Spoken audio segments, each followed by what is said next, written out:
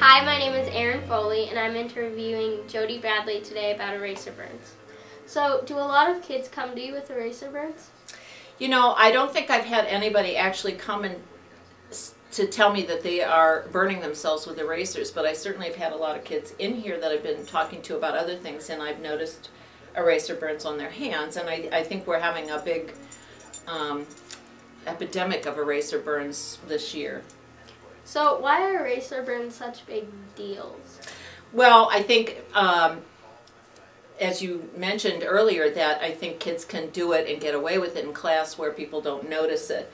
But I also think it becomes kind of a, you know, everybody's kind of doing it. And we're real concerned that it stop, and mostly for the safety of the kids. Eraser burns, when they break the skin, can get infected fairly easily. You're in a school environment where there's germs all over the place, and if you don't keep it clean or sanitized, you know, it could get infected and be really bad. And some kids, I've noticed kids with terrible scabs, I mean, up their arms too, and on the backs of their hands. And the other thing about eraser burns is that, you know, there's a category called self-mutilating behavior where you mar your body in some way. And it's kind of in that category, which is not a good sign of mental health, and we worry about that too. So, do a lot of friends come in and tell you that their friend is doing eraser burns, or what recommendations would you have? I'm glad you asked that, because I have had kids come in and really be concerned about friends who have you know, marred themselves with eraser burns or done it to other people. I mean, that's another thing. We've had several referrals this year where kids have come in and said, a kid did this to me. And that's a real good way to help your friend. We are anonymous. If you want to just leave a note or whatever and say, I'm really worried about so-and-so's eraser burns, we will go make sure that that student is seen either here in the office or by Belinda Brown, the nurse, and make sure that they have their injury taken care of. So if someone has an eraser burn and it's already infected, what would you recommend? Would they go to you or Belinda?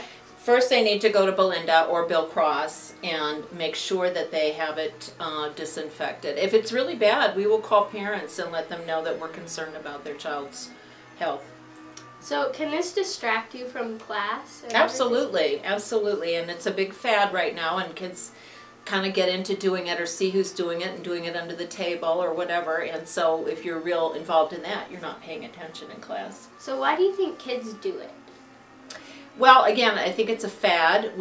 As long as I've been here, which is a long time, we've gone in and out of years where kids have been doing kinds of things like that, and I think somebody starts it and then another person wants to do it, and I think you know, I think it's kind of a badge of honor in some way, or look at, you know, she's hurting herself or he's hurting himself or something like that. Is there anything you'd like to say to the kids who are doing it to themselves and they won't come in? Well, I just want, first of all, I really would request that you would not do it and think of your health, and understand that if it gets out of control, if you do it a lot, it could be a sign of some emotional issues if you're having a hard time not doing it. So there are people here who can help if you want to talk to your parents about it. You know, there are a lot of resources. First of all, make sure that you treat whatever injury you have. Okay, well, thank you. Thank you.